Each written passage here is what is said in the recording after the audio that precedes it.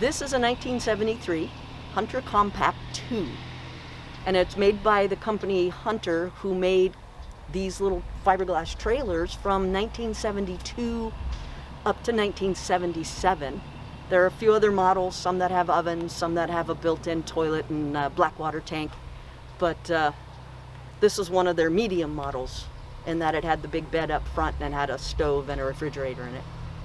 Here's when it was red and white. Oh. Except they painted it with house paint, which was pretty bad. So it took a bit to get the color off. But it's 10 feet. It's basically 13 feet long if you go from the very front of the hitch. And it's belonged to an older couple who were going on their honeymoon in 1980, and their van broke down. And so they bought the little camper back then, and they used it all with their family, and now they're senior citizens and they don't use it anymore. So I got lucky and they were willing to let me inherit it and do some changes on it. So awesome. Everything that I did, it used to be all completely original with, and I know people say don't do it, but I couldn't handle the dark brown 1970s and orange cushions. So they had already changed the cushion material, but kept wondering, why does this camper still smell like a really old camper? It was the 1973 cushions inside of the new cover. So when you took them out, they were just disintegrating. So I've changed it. It's actually can be solar, and I have a fridge freezer which runs on 12 volt or electricity. So the solar will keep my fridge cold because it didn't have one in it before. And it has a little cook stove on it, a little 3-burner cook stove, and it has water. I changed the water tank and all the pipes, redid the gas lines, and it only has a couple of lights, but right now I have one that's broken. Been working at putting some 12 volt lights. Totally repainted it. It's I haven't got a name quite yet for it. I call it Shelly the Shabby Beach Shack. So that's kind of the scheme we've gone with it.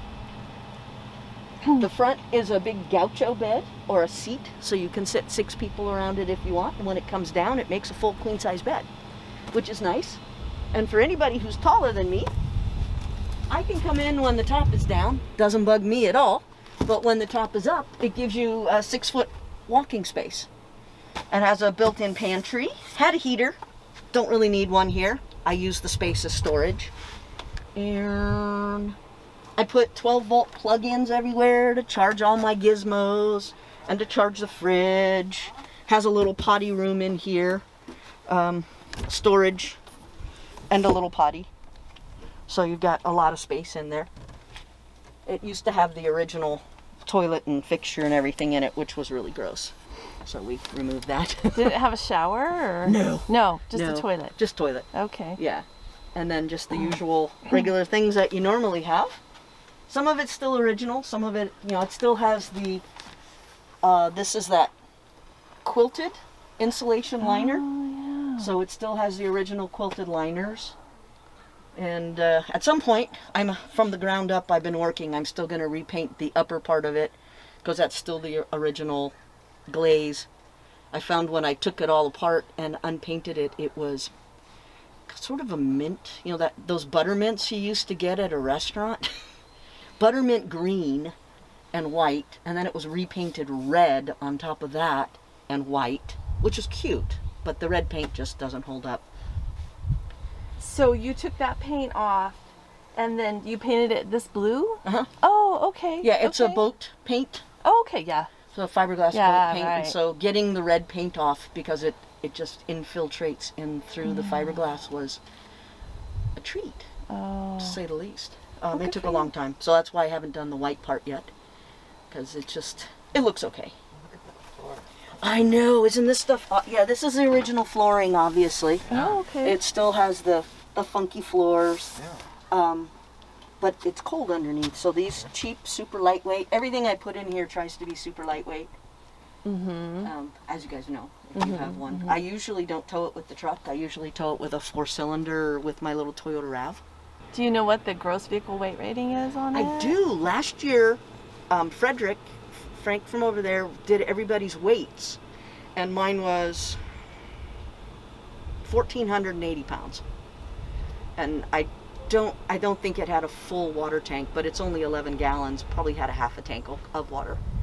That's So nice. it's just under 1,500 pounds until you put more toys in it. Right. But it had everything that I was camping with last time. So, you know, so in general, covers most of it. It's still a lightweight camper.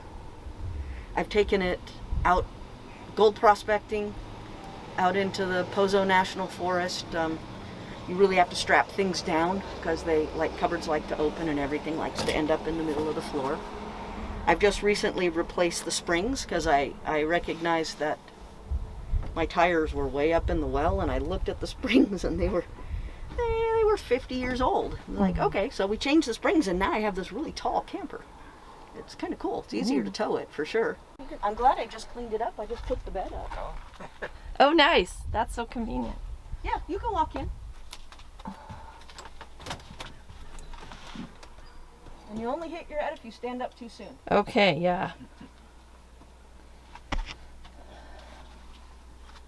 Yeah, with 2 people and the dog pretty much takes up all the space inside when you go to sleep. She's like, Okay, this is a 1978 Fiberstream 16. So the 16 means it's 16 feet long from bumper to hitch. And it was made by a small Southern California company, and they kind of went with the name of Fiberstream as kind of riding the coattails on Airstream's marketing, but they have nothing to do at all with Airstream company. Back in the day, there were 2 kinds of trailers: canned hams and bread loaves. And the bread loaves were the fully rounded on all the corners. And this is a true bread loaf trailer because it's molded all in one piece, and it's wider at the floor than it is at the roof. So you can just turn the mold upside down and the trailer will just slide right out like a loaf of bread. So I see you have an air conditioning unit. Was that something that you added? I added the air conditioning unit. The trailer was built with the idea that you could put one on, but it only originally had a center roof vent. And then because I put the air conditioner on and I still wanted the vent, I did what a lot of the later versions did, is they moved the roof vent towards the front of the trailer. So I've got the 12-volt fan and also the air conditioner. Okay, and then I see you also have an awning. Yeah, unfortunately, we've had a mishap with the awning. I added that. I do have a notebook inside, and I have pictures of what the trailer looked like the day I bought it. So it didn't have anything on it. It had what looked like an air conditioner, but it was actually a swamp cooler mounted to the center of the roof, and that was very finicky, and you couldn't get it to work right the same way twice, so I took it off and just put a regular fantastic fan in the middle for a long time. And then when I got the air conditioner, I just put the air conditioner and moved the fantastic fan to the new location. The defining features of the Fiberstream is that it's the only trailer under 20 feet that has tandem axle, 12-inch wheels, very stable. I've had a few blowouts, and the only reason I knew I had a bad tire is I could hear it flapping, but the trailer just tracked normally. Like I said, molded one-piece body. It had originally had a stripe in the middle. Sun damage took the original stripe. I had replaced the stripe, and it got sun damaged again, so I just left it off the second time trying to decide. The front, another unique feature is the rock guard over the front window, which is it's a bubble for a little bit more aerodynamic on the front. And they were the only ones that did the bubble, and you can't get them anymore, so mine is cracked, and I just had to repair it because I didn't want to lose it. A lot of people, when they broke them off, when the bubble broke, then they just put a flat piece of material in the frame. This is an original battery box location. After doing this for 5 years, they moved that around to this side because they were seeing a lot of water leakage from it being up front. This compartment door was added. Used to be only accessible from the front, but the size of the door was built so you could put the spare tire through into there. And that was added, but I moved the spare tire to underneath the propane tanks because I needed to add weight to the hitch, because it was only 7% total was on the hitch, and you needed 10 to 15% somewhere in there. So I needed to figure out how to add weight to the front of the trailer. And then this compartment was added, and that's a long, narrow compartment for things such as the trailer came with a weight distribution hitch system because it was advertised that you could tow it with like a small import car. It was around 2,500 pounds, and they had played around with the geometry of it so that with a lower hitch weight you could still tow it with a smaller car conceivably. But they undersized the frame, and I had frame problems. So this upper half is the original frame, and I had to double it up because the frame was breaking. I added the TV antenna. This is original. This is the outside vent for the stove. We have a range with oven that also acts as a heater. It's a space heater called the Duet. You get outside air draws in, and then it's exhaust air behind the shield. So it's fully vented. You're not burning up oxygen from the inside of the trailer to run it. So that's why it makes it such good for space heating. And then this was the original compartment for the power cable stores in here. And I put a few extra connections inside. You've got a block for the TV, also for a landline phone, and I also have a connector to run an extra battery. So when we're boondocking, then I have a second battery so I'm not draining the house battery if I want to power up entertainment system. Originally the trailer had a molded fiberglass decorative only bumper that followed the contour of the trailer, and when I bought it, it had a wooden beam back there. And so I put the storage for the sewer hose as a back bumper. And then the trailer is raised, what they call flipping the leaf springs. What they did is they flipped the mount. So originally the trailer had the mounting brackets underneath the axle, and they flipped them to have the mounting brackets above the axle, which raised the stance of the trailer about 5 inches. Most of it is original. I added the light. It had an awning before, but all of the awning was torn off. There was only a short remnant of the fabric in the rail. It's very similar, if you know a Casita trailer, it's a front to back mirror of the Casita Liberty floor plan. Okay. So if you come in towards the back, you go into the kitchen, and the closet and the bathroom are to your left.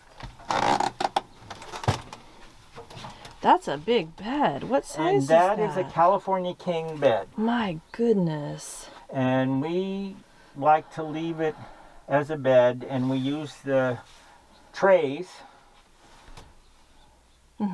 So it's originally set up with two couch benches, and then the table is outside that would sit in the middle if you wanted to do a dinette.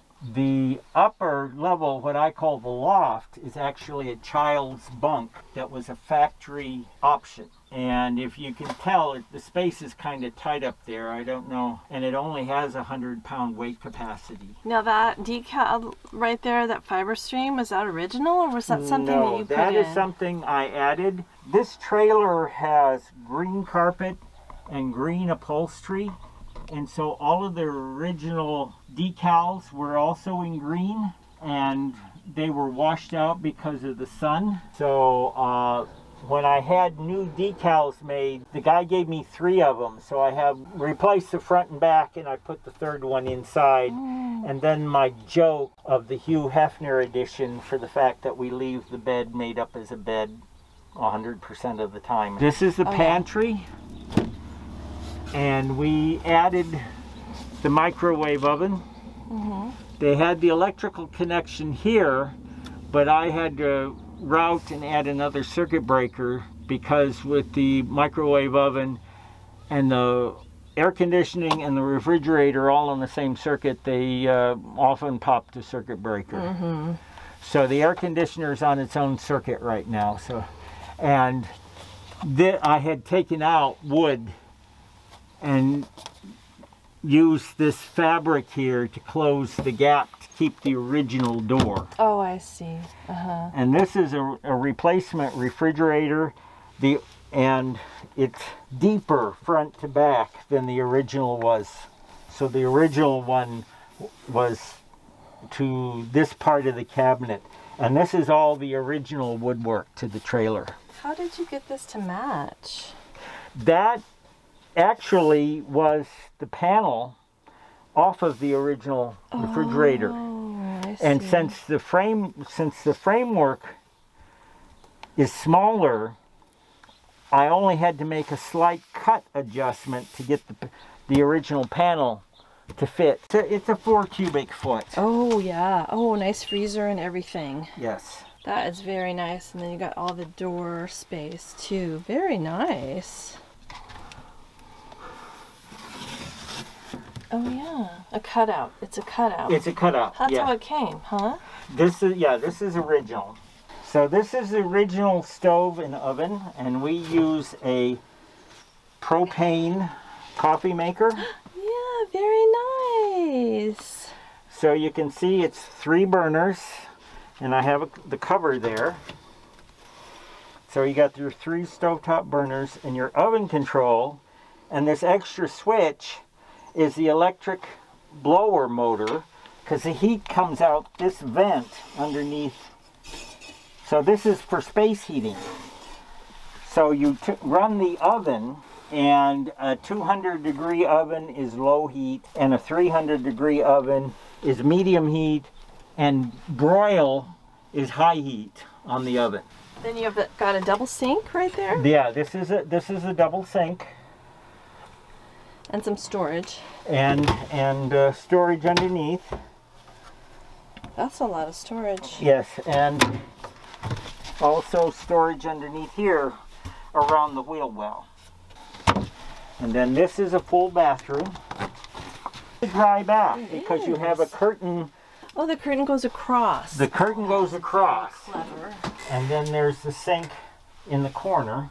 The shower attachment. So the sink and the shower are original. The roof vent is new, and the toilet's been replaced. But otherwise, this is all original setup. So that's new? That's new. Okay. Yeah, because that's the same one that they put in the casita trailers, and I like that. Was this the original toilet paper holder? Yes. It looks like it. That's Yes. I just saw that. I thought, oh, I bet that's original. Yes. And then this is the closet.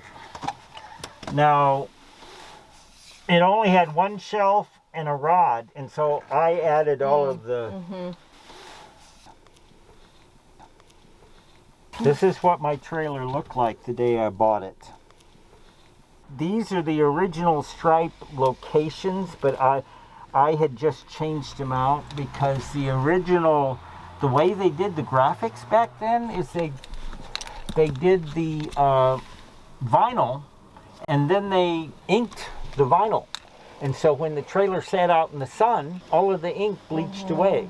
And then these were the original wheels. Oh, those are nice. And those are the same wheels, the original ones, and I had them powder coated and I ran them until they cracked. This was the original sales documentation. It was a very small company. It was a husband and wife. The wife ran the office, did the business. She actually designed the trailer, laid out the floor plan and everything. The husband and one hired man did all of the assembly. They built them to order. So you ordered the trailer first and then they built it. And what they did is they subcontracted the actual molding of the fiberglass and the welding of the metal. And all they did is final assembly. I interviewed a friend of mine in San Diego, bought one of the last trailers that was ever made, because the company was from 1975 to 1986, and she had it. She probably still has it. She bought it new from the factory, and she told me all about the couple and going to the factory and ordering the trailer and how they were getting into their 70s and they couldn't find anybody to buy the company, so they just liquidated. I have a copy of the history of the Fiberstream company, and it's posted on the fiberglassrv.com website.